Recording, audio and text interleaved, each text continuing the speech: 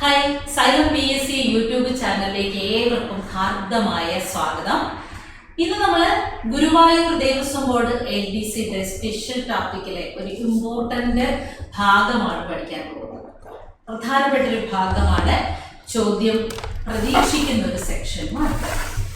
അപ്പോൾ എന്തൊക്കെയാണ് ഈ ഒരു ദേവസ്വം ബോർഡ് LD പരീക്ഷയുടെ സ്പെഷ്യൽ ടോപ്പിക്കിൽ വരാവുന്ന ടോപ്പിക്കുകൾ ഏതൊക്കെയാണ്? ക്ഷേത്രങ്ങൾ, ക്ഷേത്രഭരണം, ഹിന്ദു സംസ്കാരം, ആചാരങ്ങളും പാരമ്പര്യങ്ങളും, വിവിധ ദേവസ്വം ബോർഡുകൾ, അതിനെക്കുറിച്ചുള്ള അടിസ്ഥാന അറിവുകൾ, അല്ലെ? ഇതൊക്കെയാണ് പ്രധാനമായിട്ട് സ്പെഷ്യൽ ടോപ്പിക്കുകൾ അല്ലെങ്കിൽ വിഭാഗങ്ങൾ എന്ന് നമ്മൾ പറഞ്ഞു. കേരളത്തിലെ പ്രധാനപ്പെട്ട ക്ഷേത്രങ്ങൾ, അതുപോലെ തന്നെ കേരളത്തിലെ ക്ഷേത്രങ്ങളുടെ പ്രാധാന്യവും അവയുടെ ആ പ്രാധാന്യത്തിന്റെ പിന്നിലെ ഐതിഹ്യവും ഒക്കെ എന്തായിട്ട് വരും, നമുക്ക് ചോദ്യങ്ങളായിട്ട് തന്നെ വരാം. കേരള ക്ഷേത്ര വാസ്തുവിദ്യയെ കുറിച്ച്, അതുപോലെ കേരളത്തിലെ കലാക്ഷേത്രങ്ങളെ കുറിച്ച്, ക്ഷേത്ര ഉത്സവങ്ങളെ കുറിച്ച്, ഹിന്ദു സംസ്കാരങ്ങളെ കുറിച്ച്, വേദങ്ങൾ, മതപരമായ പാരമ്പര്യം, പുരാണങ്ങൾ, ഹിന്ദു സാഹിത്യങ്ങളും അവയുടെ സംഭാവനകളും. ഇതാണ് പ്രധാനമായിട്ട് സ്പെഷ്യൽ ടോപ്പിക്കിന്റെ സിലബസ് ആയിട്ട് കഴിഞ്ഞ വർഷം വരെയും വന്ന കാര്യങ്ങൾ. വലിയ മാറ്റങ്ങളൊന്നും തന്നെ 2025 സിലബസിൽ മാറ്റമൊന്നും തന്നെ നമുക്ക് ഉണ്ടാവില്ല. പ്രധാനമായിട്ട് ഈ ഒരു കാര്യങ്ങളിൽ നിന്ന് എന്തെങ്കിലുമൊക്കെ അഡീഷണൽ ഒന്നോ രണ്ടോ കണ്ടന്റ് കൂടും എന്നുള്ളതല്ലാതെ ഈ ഉള്ളതിൽ കുറവൊന്നും വരാൻ പോകുന്നില്ല. അപ്പൊ നമുക്ക് നോക്കാമേ, ഇതുമായിട്ട് ബന്ധപ്പെട്ട് എങ്ങനെയാണ് പഠിക്കേണ്ടത്. സ്പെഷ്യൽ ടോപ്പിക് എന്നത് പല ഉദ്യോഗാർത്ഥികളെ സംബന്ധിച്ച് അവ്യക്തമായ ഒരു വിവരമായിരിക്കും. അതിന് പരിഹാരവുമായി സൈലം PSC നിങ്ങളുടെ മുന്നിൽ തന്നെയുണ്ട്. ദേവസ്വം ബോർഡ് എക്സാം ബാച്ച് എന്ന പേരിൽ 999 രൂപയ്ക്ക് 6 മാസം നീണ്ടു നിൽക്കുന്ന, അല്ലെങ്കിൽ എക്സാമിനേഷൻ വരെ നീണ്ടു നിൽക്കുന്ന ഒരു ഓൾ സബ്ജക്ട്സ് ബാച്ച് നിങ്ങൾക്കായി സൈലം PSC പ്രൊവൈഡ് ചെയ്യുന്നുണ്ട്. ഇനി ബാക്കി കോർ സബ്ജക്ട്സ്, നോട്ടുകൾ, പഠനമൊക്കെ ഓൾറെഡി നിങ്ങളുടെ കയ്യിൽ സെറ്റാണ്.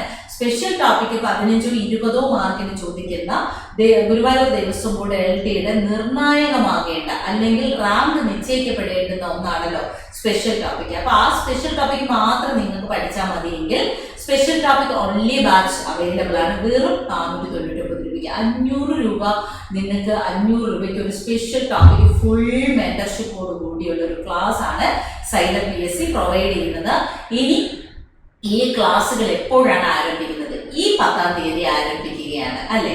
അപ്പോൾ വെറും വിരലിൽ ഉണ്ടാവുന്ന 1-2 ദിവസങ്ങൾ കഴിയുമ്പോൾ Guruvayur Devaswom board special batch, roll batch launch ചെയ്യുകയാണ്. തുടക്കം മുതൽ പഠിച്ചു പോയാൽ, ക്ലാസ് പെൻഡിങ് ഇല്ലാതിരുന്നാൽ, നമുക്കൊരു ഒക്ടോബർ മാസത്തിലൊക്കെ പരീക്ഷയും നമുക്ക് പ്രതീക്ഷിക്കാം. ഇപ്പൊ ഏപ്രിലായി, മെയ്, ജൂൺ, ജൂലൈ, ഓഗസ്റ്റ് അല്ലെങ്കിൽ സെപ്റ്റംബർ, അല്ലെ? ഒക്ടോബർ വരെ പോവില്ല, ഓഗസ്റ്റ് സെപ്റ്റംബറിലൊക്കെ, ഓഗസ്റ്റിൽ പ്രതീക്ഷിക്കാം കേട്ടോ. മെയ്, ജൂൺ, ജൂലൈ ഒരു 3 മാസ കാലയളവിൽ ഏറ്റവും ഭംഗിയായി പഠിച്ച് അതിനെ ഹൃദിസ്ഥമാക്കി എക്സാമിനേഷൻ എഴുതാൻ പോകാം. ഈ പരീക്ഷയുടെ പ്രത്യേകത, ഇതിന്റെ റാങ്ക് ലിസ്റ്റ് നിയമനമൊന്നും ഒരുപാട് വൈകില്ല എന്നുള്ളതാണ്. വളരെ പെട്ടെന്ന് പരീക്ഷയും അതിന്റെ റാങ്ക് ലിസ്റ്റും നിയമനവും ഒക്കെ തന്നെ ഉണ്ടാവും. അപ്പോൾ നിങ്ങൾക്ക് ഈ ഒരു ബാച്ചിനെ കുറിച്ചുള്ള സംശയമാത്തിന് നിങ്ങൾക്ക് ഈ ഒരു നമ്പർ വഴി സൈലം PSC കോൺടാക്ട് ചെയ്യാവുന്നതാണ്. ഇപ്പോൾ തന്നെ ക്ലാസ്സിൽ കയറാവുന്നതുമാണ്. ഓക്കെ അല്ലേ? യെസ്. ഇന്ന് നമ്മൾ കുറച്ച് പ്രധാനപ്പെട്ട ഒരു ടോപ്പിക്ക് നോക്കുന്നു. ക്ഷേത്രങ്ങൾ എന്ന ടോപ്പിക്കിൽ വരുന്ന, സ്പെഷ്യൽ ടോപ്പിക്കിലെ ക്ഷേത്രങ്ങളിൽ വരുന്ന മൂലമന്ത്രത്തെ കുറിച്ചാണ് ഇന്ന് നമ്മൾ പഠിക്കാൻ പോകുന്നത്. ഒരു ചെറിയ ടോപ്പിക്ക്, ഒരു ചെറിയ സമയത്ത് ഞാൻ എന്ത് ചെയ്യുന്നു പറഞ്ഞു പോവുകയാണ്. മൂലമന്ത്രങ്ങൾ നിങ്ങൾക്കറിയാം, ക്ഷേത്രവുമായി ബന്ധപ്പെട്ട പ്രദക്ഷിണം ചെയ്യുന്ന സമയത്ത് ഏതൊരു ഭക്തനും ചെയ്യുന്ന ഒന്നാണ് മൂലമന്ത്രം ഉച്ചരിക്കുക എന്നുള്ളത്, അല്ലെ? പല ക്ഷേത്രങ്ങളിലും എഴുതി വെച്ചിട്ടുണ്ട് ശബ്ദം മന്ത്രോച്ചാരണത്തിന് മാത്രമെന്ന്. അപ്പൊ ഇഷ്ടദേവതാ മൂലമന്ത്രങ്ങൾ എന്തിനാണ് ഒരു ഭക്തൻ ഇങ്ങനെ ഉച്ചരിക്കുന്നത്? തന്ത്രശാസ്ത്ര വിധികൾ അനുസരിച്ച് ഓരോ ദേവതയ്ക്കും മൂലമന്ത്രങ്ങൾ കൽപ്പിച്ചു നൽകിയിട്ടുണ്ട്. മന്ത്രത്തിന്റെ ഉച്ചാരണത്തിലൂടെ സംസാര ബന്ധനത്തിൽ നിന്നും രക്ഷ ലഭിക്കുന്നു എന്നാണ് ശാസ്ത്രം. സംസാരം എന്നാൽ ജീവിതം തന്നെ. ആ ജീവിതത്തിന്റെ കഷ്ടതകളിൽ നിന്നും മോചനം ലഭിച്ച് ഒരുവിന് നിത്യമായ മോക്ഷം ലഭ്യമാക്കുന്നതിന് വേണ്ടിയാണ് മൂലമന്ത്രങ്ങൾ ഒരു ഭക്തൻ ഉച്ചരിക്കുന്നത്, ജപിക്കുന്നത്. അപ്പോ തന്ത്രശാസ്ത്രമാണ് അല്ലെ ഓരോ മന്ത്രവിദ്യകൾക്കും മൂലമന്ത്രത്തിന് പിന്നിലുമുള്ളത്. അപ്പോ നമ്മൾ ഓർക്കും ഈ ക്ഷേത്രവിധികളെ കുറിച്ചും തന്ത്രശാസ്ത്രത്തെ കുറിച്ചും പരാമർശിക്കുന്ന അല്ലെങ്കിൽ തന്നെ ക്ഷേത്രം എന്ന സങ്കല്പം നിലനിൽക്കുന്നത് ഏത് ശാസ്ത്രത്തിൽ അധിഷ്ഠിതമായാണെന്ന് ചോദിച്ചാൽ തന്ത്രശാസ്ത്രത്തിൽ അധിഷ്ഠിതമായാണ്. തന്ത്രശാസ്ത്രം എന്ന ഗ്രന്ഥം രചിച്ചത് ആരാണ്? ദത്താത്രേയ മുനിയാണ്. ആരാണ്? ദത്താത്രേയ മുനി. ദത്താത്രേയ മുനിയാണ് തന്ത്രശാസ്ത്രം എന്ന മഹത് ഗ്രന്ഥം രചിച്ചിരിക്കുന്നത്. തന്ത്രശാസ്ത്രം ഓരോ ദേവതയ്ക്കും മന്ത്രങ്ങൾ കൽപ്പിച്ചു നൽകിയിട്ടുണ്ട്. മൂലമന്ത്രങ്ങൾ എന്ന പേരിലാണ് അറിയപ്പെടുന്നത്. അത്തരത്തിൽ നമ്മൾ ആദ്യം പോകുന്നു ശിവന്റെ മൂലമന്ത്രം എന്താണ്. നമ്മൾ പറഞ്ഞു ഓരോ ദേവതയ്ക്കും ദേവന്മാർക്കും അവരെ ജപിക്കുന്ന അവരെ സ്തുതിക്കുന്ന മന്ത്രങ്ങളുണ്ട്. അതിനെയാണ് മൂലമന്ത്രം എന്ന് പറയുന്നത്. ശിവന്റെ മൂലമന്ത്രം എന്താണ്? ഓം നമ ശിവായ. അപ്പൊ ശിവന്റെ മൂലമന്ത്രം ഓം നമ ശിവായ എന്നാണ്. എന്താണ് ഈ ഒരു മന്ത്രം കൊണ്ട് അർത്ഥമാക്കുന്നത്? ശിവനെ നമിക്കുന്നു, ശിവനെ ആരാധിക്കുന്നു എന്നാണ് ഈ മന്ത്രം അർത്ഥമാക്കുന്നത്. 5 അക്ഷരങ്ങൾ ഉള്ളതിനാൽ ശിവ മൂലമന്ത്രത്തെ പഞ്ചാക്ഷരി മന്ത്രം എന്നും വിളിക്കുന്നു. ന മ ശി വാ യ അങ്ങനെ 5 അക്ഷരങ്ങൾ ഉള്ളത് കൊണ്ടാണ് ശിവന്റെ മൂലമന്ത്രത്തെ പഞ്ചാക്ഷരി മന്ത്രം എന്ന അപരനാമത്തിൽ അറിയപ്പെടുന്നത്. അപ്പൊ ഏത് ദേവന്റെ മൂലമന്ത്രമാണ് പഞ്ചാക്ഷരി മന്ത്രം എന്ന് അറിയപ്പെടുന്നത്? അത് പരമശിവന്റെ മന്ത്രമാണ്. ഓം നമ ശിവായ. അതിനകത്ത് 5 അക്ഷരങ്ങളാണുള്ളത് അല്ലെ. യജുർവേദത്തിലെ ശ്രീ രുദ്ര ചക്രസ്തോത്രത്തിൽ നിന്നാണ് ഈ മന്ത്രം എടുത്തിരിക്കുന്നത്. അപ്പൊ ഓം നമ ശിവായ എന്ന മൂലമന്ത്രം ഏത് പുണ്യപുരാണത്തിൽ നിന്ന് എടുത്തിട്ടുള്ളതാണ്? യജുർവേദം. ചതുർവേദങ്ങളിൽ ഒന്നായ യജുർവേദത്തിലെ ശ്രീ രുദ്ര ചക്രസ്തോത്രത്തിൽ നിന്നാണ് ഓം നമ ശിവായ എന്ന മൂലമന്ത്രം എടുത്തിരിക്കുന്നത്. ഈ 5 അക്ഷരങ്ങൾ പഞ്ചഭൂതങ്ങളെയാണ് കുറിക്കുന്നത്. ന എന്നാൽ ഭൂമി, മ എന്നാൽ ജലം, ശി എന്നാൽ അഗ്നി, വ എന്നാൽ വായു, യ എന്നാൽ ആകാശം. പഞ്ചഭൂതങ്ങൾ ഏതൊക്കെയാണ്? നമുക്കറിയാം. ഭൂമി, ജലം, അഗ്നി, വായു, ആകാശം. പഞ്ചഭൂതങ്ങളാൽ നിർമ്മിതമായ പ്രകൃതിയെ പോലെ, പഞ്ചഭൂതങ്ങളാൽ നിർമ്മിതമായ ശരീരത്തെ പോലെ ആ ശിവമന്ത്രം ഉച്ചരിക്കുന്നതിലൂടെ സംസാര ബന്ധനത്തിൽ നിന്നും ഒരു ഭക്തന് മോചനം ലഭിക്കുന്നു എന്ന് പുരാണങ്ങൾ പറയുന്നു. പഞ്ചാക്ഷരി മന്ത്രം എന്നറിയപ്പെടുന്ന മൂലമന്ത്രമേത്? ഓം നമ ശിവായ. ആ ഓം നമ ശിവായ എന്ന മൂലമന്ത്രത്തിലെ ന ഭൂമിയെയും, മ ജലത്തെയും, ശി അഗ്നിയെയും, വ വായുവിനെയും, യ ആകാശത്തെയും കുറിക്കുന്നു. ഓക്കെ, അപ്പൊ ശിവമന്ത്രം ഹൃദിസ്ഥമായി എന്ന് കരുതുന്നു. വിഷ്ണുവിന്റെ മൂലമന്ത്രം എന്താണ്?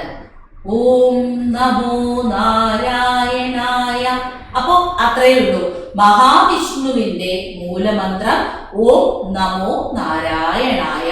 എന്താണ് അതിന്റെ അർത്ഥം? ഞാൻ പരമമായ യാഥാർത്ഥ്യത്തിനു മുന്നിൽ നമിക്കുന്നു. നാരായണ, അതായത് ഓം നമോ നാരായണായ അല്ലെ. അപ്പൊ അവിടെ പറയുന്ന 8 അക്ഷരങ്ങളാണ് അതിനകത്ത് ഉള്ളത്. നമുക്ക് നോക്കാം. നമോ നാരായണായ, നമോ നാരായണായ നമ. അപ്പൊ ഓം നമോ നാരായണ, ഓം കൂടി ചേർക്കും. ഓം നമോ നാരായണായ. അങ്ങനെയാണ് 8 അക്ഷരമായി എണ്ണിയെടുക്കുന്നത്. ആ 8 അക്ഷരങ്ങൾ ഉള്ളത് കൊണ്ട് ഇതിനെ നമ്മൾ അഷ്ടാക്ഷര മന്ത്രം എന്ന് പറയും. അഷ്ടാക്ഷര മന്ത്രം, അഷ്ടാക്ഷരങ്ങളാണ് അല്ലെ ഇതിനകത്തുള്ളത്. ഹിന്ദുമതത്തിലെ ഏറ്റവും പ്രശസ്തമായ മന്ത്രം ഏത് എന്ന് ചോദിച്ചാൽ ഓം നമോ നാരായണായ. ഓം നമോ നാരായണായയാണ് ഹിന്ദുമതത്തിലെ ഏറ്റവും പ്രശസ്തമായ മന്ത്രം. ഇത് ജപിക്കുന്നതിലൂടെ പുണ്യ ഇതിഹാസം, പുരാണം എല്ലാ മന്ത്രങ്ങളും 1,00,000 തവണ ചൊല്ലുന്നതിന് തുല്യമാണെന്ന് വിവരിക്കുന്നു. ഗായത്രി മന്ത്രം 1,00,000 തവണയും ഓം എന്ന അക്ഷരം 10,000 തവണയും ചൊല്ലുന്നതിന് തുല്യമാണെന്നും പുരാണങ്ങൾ പ്രസ്താവിക്കപ്പെടുന്നു. അപ്പൊ ഏത് മൂലമന്ത്രമാണ് ഗായത്രി മന്ത്രം 1,00,000 തവണ ചൊല്ലുന്നതിന് തുല്യമാണ് എന്ന് പരാമർശിക്കുന്നത്? ഓം നമോ നാരായണായ എന്ന വിഷ്ണു മന്ത്രം. ഓക്കെ അല്ലേ? യെസ്, അതാണ് വിഷ്ണുവിന്റെ മൂലമന്ത്രം. ശാസ്താവിന്റെ മൂലമന്ത്രം എന്താണ്? ഓം ക്രൂം നമ പരായ ഗോത്രേ. അപ്പൊ അതാണ് ശാസ്താവിന്റെ മൂലമന്ത്രം. ഓം ക്രൂം നമ പരായ ഗോത്രേ. ക്രൂം എന്നത് ശാസ്താവിന്റെ ബീജാക്ഷരമാണ്. ബീജാക്ഷരം എന്നാൽ മന്ത്രത്തിന് ശക്തി പകരുന്ന അക്ഷരത്തെയാണ് ബീജാക്ഷരം എന്ന് പറയുന്നത്. ഇവിടെ ശാസ്താവിന് ശനിദോഷം അകറ്റാനാണ് മൂലമന്ത്രം ചൊല്ലുന്നത്. ഒരുവന്റെ നമ്മൾ പറയില്ലേ കണ്ടക ശനി കൊണ്ടേ പോകൂ എന്ന്, അത്തരത്തിൽ ശനിബാധയേറ്റ സർവദുഃഖ ദുരിത മഹാവ്യാധിയിൽ കഴിയുന്ന ഒരു ഭക്തരെ സംബന്ധിച്ച് ഈ ഒരു മൂലമന്ത്രം ചൊല്ലുന്നതോടുകൂടി ശനിദോഷം അകലുമെന്ന് ഐതിഹ്യങ്ങൾ പറയുന്നു, അല്ലെങ്കിൽ അങ്ങനെയാണ് പുരാണങ്ങൾ കൽപ്പിക്കുന്നത്. ശാസ്താവിന്റെ മൂലമന്ത്രം ഓം ക്രൂം നമ പരായ ഗോത്രേ. ഓം ക്രൂം നമ. ക്രൂം എന്ന് കേട്ടാൽ അത് ശാസ്താവിന്റെ ബീജാക്ഷരമായി എടുത്താൽ മതി. എന്തായാലും ഓപ്ഷനിലേക്ക് നമ്മൾ പോകുമ്പോൾ ശിവന്റെ മന്ത്രം നമുക്ക് തെറ്റിപ്പോവില്ല, അല്ലെ? വിഷ്ണുവിന്റെ മന്ത്രവും തെറ്റിപ്പോവില്ല. ശാസ്താവിന്റെ മന്ത്രത്തിൽ എന്തെങ്കിലും ഒരു ഡൗട്ട് വരികയാണെങ്കിൽ ആ ക്രൂം എന്ന ബീജാക്ഷരം ഓർത്തിരിക്കുക. ഓം ക്രൂം നമ പരായ ഗോത്രേ എന്ന് പറയുന്നത് എന്താണ്? അത് ശാസ്താവിന്റെ ബീജാക്ഷരമായ ക്രൂം വരുന്ന ശനിദോഷ നിവാരണത്തിനുള്ള മൂലമന്ത്രമാണ്. ഇനി നോക്കൂ അടുത്തത്.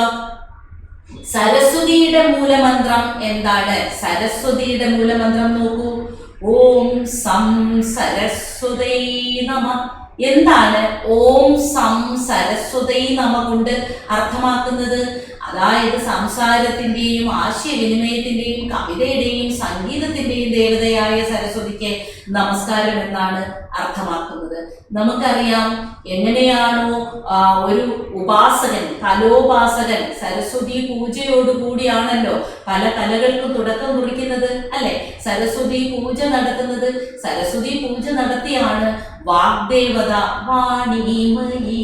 നമ്മൾ പറഞ്ഞു വാണിമയിയാണ്, വാഗ്ദേവതയാണ്. വാഗ്ദേവതയുടെ മൂലമന്ത്രമായാണ് ഓം ഏതാ? ഓം സം സരസ്വതൈ നമ. അതിൽ തന്നെയുണ്ട്, അതിനകത്ത് പറയുന്നു എന്താണ്? അത് വാക്കിന്റെ, ആശയവിനിമയത്തിന്റെ, അതുപോലെ തന്നെ പിന്നെ കവിതയുടേത്, പാട്ടിന്റെ, അതായത് സംഗീതത്തിന്റെ ഒക്കെ മൂലമന്ത്രമായി സരസ്വതിയുടെ മൂലമന്ത്രം കണക്കാക്കപ്പെടുന്നു. സരസ്വതിക്ക് നമസ്കാരം എന്നാണ് ഈ ഒരു മൂലമന്ത്രത്തിന്റെ അർത്ഥം. അതായത് വേറൊന്നുമില്ല.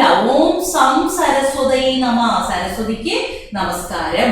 ഇവിടെ നമ്മൾ അറിയാം ബുദ്ധിശക്തിയൊക്കെ വർദ്ധിപ്പിച്ച് പിന്നെ ഒരുവനെ അല്ലെങ്കിൽ ഒരു ഭക്തനെ ബുദ്ധിയുടെ ലോകത്തേക്ക് നയിക്കുന്ന, വിദ്യയുടെ ലോകത്തേക്ക് നയിക്കുന്ന ദേവതയായി, വാഗ്ദേവതയായാണ് ആരെ നമ്മൾ പരിഗണിക്കുന്നത്? വാഗ്ദേവത എന്നാണ് കരുതുന്നത്. ആരെ? സരസ്വതിയെ, അല്ലെ?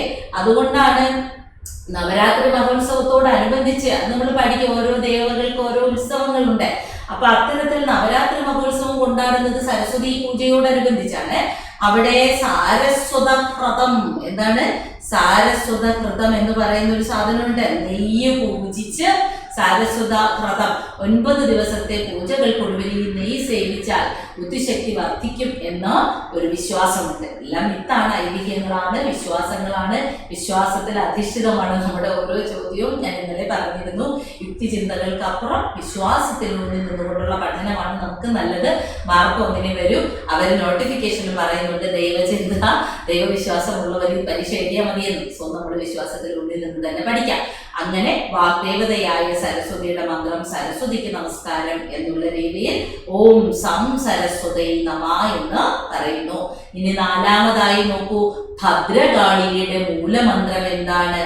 ഓം ഐ ക്ലീം സൗ ക്രീം ഭദ്രകാളൈ നമ. എന്താണ് ഇങ്ങനെ ഉദ്ദേശിക്കുന്നത്? ഓം ഐ ക്ലീം സൗ ക്രീം ഭദ്രകാളൈ നമ. എന്താ ഈ ഒരു മന്ത്രത്തിന്റെ അർത്ഥം? ഭദ്രമാകട്ടെ, ശുഭമാകട്ടെ കാര്യങ്ങൾ എല്ലാം ശുഭമായി ഭവിക്കാൻ ഭദ്രകാളിയെ നമിക്കുന്നു. ഭദ്രകാളി സങ്കല്പം നമുക്കറിയാം അല്ലേ? ഭദ്രകാളിയുടെ പൂജ, അതിനുള്ള മഹോത്സവങ്ങൾ, അതിനുള്ള വഴിപാടുകൾ എല്ലാം നമ്മൾ ഇനി വിശദമായി പഠിക്കും. ഭദ്രകാളിക്ക് നമസ്കാരം, എങ്ങനെ എല്ലാം ശുഭമായി പര്യവസാനിപ്പിക്കാൻ അല്ലെ, ശുഭപര്യവസായിയായി ജീവിതം തന്നെ ശുഭമായി പര്യവസാനിപ്പിക്കാൻ ഭദ്രകാളിയോട് പ്രാർത്ഥിക്കുന്ന മന്ത്രമാണ് ഓം ഐം ക്ലീം സൗഖ്രീം ഭദ്രകാളി നമ എന്ന മന്ത്രം. ശുഭം ആഗ്രഹിച്ചുകൊണ്ട് ശുഭം ഭവിക്കട്ടെ എന്ന് പ്രാർത്ഥിക്കുന്ന മന്ത്രമാണ് ഭദ്രകാളിയുടെ മൂലമന്ത്രം. ദുർഗയുടെ മൂലമന്ത്രവും അങ്ങനെ തന്നെയാണ്. ഓം ക്രീം ദും ദുർഗായൈ നമ, അതും അത് തന്നെയാണ്. സരസ്വതി എങ്ങനെ ഭദ്രകാളിയെ സ്തുതിച്ചോ അത് തന്നെയാണ് ദുർഗയെയും എല്ലാം ഭദ്രമായി ഭവിക്കട്ടെ എന്നുള്ളത്. ഇനി ശ്രീരാമന്റെ മൂലമന്ത്രമോ ഓം രാം രാമായ നമ. വളരെ പ്രശസ്തമാണ് ശ്രീരാമന്റെ മൂലമന്ത്രം. ഓം രാം രാമായ നമ. ഞാൻ ശ്രീരാമനെ വണങ്ങി കീഴടങ്ങുന്നു. അത്രയേ ഉള്ളൂ. ഒരു ഭക്തൻ രാമഭക്തിയോടുകൂടി രാമനെ വണങ്ങി കീഴടങ്ങുന്നു എന്നതാണ് ശ്രീരാമന്റെ മൂലമന്ത്രം. ശ്രീകൃഷ്ണന്റെ മൂലമന്ത്രം എന്താണ്? ഓം ക്ലീം കൃഷ്ണായ നമ. ഭക്തിയോടുകൂടി കൃഷ്ണനെയും വണങ്ങി കീഴടങ്ങുന്നു എന്നേ ഉള്ളൂ. സൂര്യന്റെ മൂലമന്ത്രം ഓം ക്രാം ക്രീം സ രവയേ നമ. രവി അല്ലെ, അത് കേൾക്കുമ്പോൾ തന്നെ മനസ്സിലാവും രവി ആരാണ്? സൂര്യൻ. ഓപ്ഷനിൽ വരുമ്പോ ഉറപ്പായിട്ടും നമുക്ക് കിട്ടും. സകലതിനും കർമ്മസാക്ഷിയായിട്ടുള്ളവനെ, എല്ലാത്തിനും കർമ്മസാക്ഷിയായിട്ടുള്ള സവിതാവിനെ വണങ്ങി ഞാൻ കീഴടങ്ങുന്നു. അതുകൊണ്ടാണ് സൂര്യൻ ഉദിച്ചു കഴിഞ്ഞ് സൂര്യപ്രകാശത്തിൽ ശുഭകാര്യങ്ങൾ ചെയ്യുന്നത്. ശുഭ കല്യാണം, അതുപോലെയൊക്കെയുള്ള മംഗളകർമ്മങ്ങളെല്ലാം സൂര്യനെ സാക്ഷി നിർത്തിയാണ് ചെയ്യുന്നത്. സൂര്യമന്ത്രത്തിന് തുല്യമാണ്. സൂര്യമന്ത്രം എന്നതുകൊണ്ട് ഉദ്ദേശിക്കുന്നത് ഇതാണ്. ഓം ക്രാം ക്രീം സ രവയേ നമ. അതായത് രവിയെ നമിച്ചുകൊണ്ട്. നിങ്ങൾക്കറിയാം, പഴമക്കാരൊക്കെ രാവിലെ എണീറ്റ് കഴിഞ്ഞാൽ മുഖം കഴുകി കഴിഞ്ഞാൽ സൂര്യഭഗവാനെ നോക്കിയാണ് എന്ത് ചെയ്യുന്നത്? തൊഴുതുകൊണ്ട് ഒരു ദിവസം ആരംഭിക്കുന്നത്. രവയേ നമ, രവിയേ നമ എന്നുള്ള അർത്ഥം കൊടുത്താൽ മതി. അപ്പൊ നിങ്ങൾക്ക് അത് ഓപ്ഷനിൽ കാണുമ്പോൾ ഉറപ്പായിട്ട് അത് സൂര്യമന്ത്രമാണെന്ന് അറിയാൻ പറ്റും. മൂകാംബികയുടെ മൂലമന്ത്രം നോക്കൂ. ഓം ഐം ഗൗരി ഐം പരമേശ്വരിയം സ്വാഹ. അപ്പൊ ഇവിടെ ഉദ്ദേശിക്കുന്നതും എത്രയേ ഉള്ളൂ? പരമേശ്വരി സങ്കല്പം. മൂകാംബികയെ, ശ്രീ മൂകാംബികയെ പാർവതീ ദേവിയായി സങ്കല്പിച്ചുകൊണ്ട്, സരസ്വതി ദേവിയായി സങ്കല്പിച്ചുകൊണ്ട് തന്നെ മൂകാംബികയെ ഇങ്ങനെയാണ് ഓം ഐം ഗൗരി ഐം പരമേശ്വരി ഐം സ്വാഹ, എല്ലാം സമർപ്പിക്കുന്നു പരമേശ്വരിയുടെ മുന്നിൽ എന്നുള്ള അർത്ഥം. ചന്ദ്രന്റെ മൂലമന്ത്രവും നിങ്ങൾക്ക് കേട്ടോടനെ മനസ്സിലാവും. ഓം സോമായ നമ. സോമൻ എന്നറിയപ്പെടുന്നത്, സോമൻ, ഇന്ദു, തിങ്കൾ അല്ലെ എന്നൊക്കെ അറിയപ്പെടുന്നത് സോമനാരാണ്? ചന്ദ്രനാണ്. അപ്പൊ ചന്ദ്രനെ വണങ്ങുന്നതാണ് ഓം സോമായ നമ. മൂകാംബികയുടേത് പരമേശ്വരി എന്ന് വിളിക്കുന്നത് ഇവിടെ മൂകാംബികയാണ്. ആ പരമേശ്വരി ഓർത്താൽ മതി. പരമേശ്വരി ആരാണ്? മൂകാംബികയാണ് പരമേശ്വരിയായി കൽപ്പിച്ചിരിക്കുന്നത്. ഇന്ന് വളരെ കുറച്ച് കാര്യങ്ങൾ ഏറ്റവും ക്രിസ്പായി പറയുന്ന മൂലമന്ത്രങ്ങളൊക്കെ 5ഓളം ക്ലാസ്സിലുണ്ടാവും. എല്ലാ ദേവതകളുടെയും മൂലമന്ത്രങ്ങൾ വളരെ വ്യക്തമായി ക്ലാസ്സിൽ പഠിപ്പിക്കുന്നതാണ്. അപ്പോൾ നിങ്ങൾക്ക് ഒന്നുകൂടി ബാച്ച് ഞാൻ പരിചയപ്പെടുത്താം. ദേവസ്വം ബോർഡ് LT, ഗുരുവായൂർ ദേവസ്വത്തിൽ 36 പരം ഒഴിവുകളുള്ള ദേവസ്വം ബോർഡ് LTയുടെ മുഴുവൻ സബ്ജക്റ്റുകളും ഉൾക്കൊള്ളുന്ന ഒരു കംപ്ലീറ്റ് ബാച്ച് നിങ്ങൾക്ക് ലഭ്യമാണ്. 10-ാം തീയതിയാണ് കോഴ്സ് ലോഞ്ച് ചെയ്യുന്നത്. ഇനി സ്പെഷ്യൽ ടോപ്പിക് ഓൺലി ബാച്ചും 10-ാം തീയതിയാണ് ലോഞ്ച് ചെയ്യുന്നത്. ലൈവ് ക്ലാസ്സുകളായിരിക്കും സ്പെഷ്യൽ ടോപ്പിക്കിലൂടെയും പിന്നെ നിങ്ങൾക്ക് മറ്റേ ബാച്ചിലും ഒക്കെ ലഭ്യമാകുന്നത്. നിങ്ങളുടെ ഡൗട്ടുകളൊക്കെ ക്ലിയർ ചെയ്യുന്നതിന് ലൈവ് ക്ലാസ് സഹായകമാകും. ഒപ്പം ഫ്രീ മെന്റർഷിപ്പും നിങ്ങൾക്ക് ലഭ്യമാണ്. ശരി, നമുക്ക് സ്പെഷ്യൽ ടോപ്പിക്കിന്റെ ഏറ്റവും വിശദമായ ഭക്തി നിർഭരമായ ക്ലാസ്സുകളിലൂടെ വീണ്ടും കാണാം. തീർച്ചയായിട്ടും നമ്മൾ ആർജിക്കുന്ന അറിവുകൾ ഈശ്വര കൃപയാൽ നമുക്ക് എഴുതാൻ സാധിക്കട്ടെ. 20 മാർക്കും സ്പെഷ്യൽ ടോപ്പിക്കിൽ സ്കോർ ചെയ്യാൻ സാധിക്കട്ടെ. ദയാലും ഭക്തരായിട്ടുള്ളവർക്ക് എന്നും കൃഷ്ണനെ കാണാൻ കഴിയുന്ന രീതിയിൽ ഗുരുവായൂർ ദേവസ്വം ബോർഡിൽ നിങ്ങൾക്കും ഒരു ജോലി കിട്ടട്ടെ. കൃഷ്ണകൃപ കൊണ്ട് ഉറപ്പായിട്ട് കിട്ടുക തന്നെ ചെയ്യുമെന്ന് ആശീർവദിച്ചുകൊണ്ട് നമുക്കിനി ക്ലാസ്സിൽ കാണാം. എല്ലാവരെയും ഈശ്വരൻ രക്ഷിക്കട്ടെ.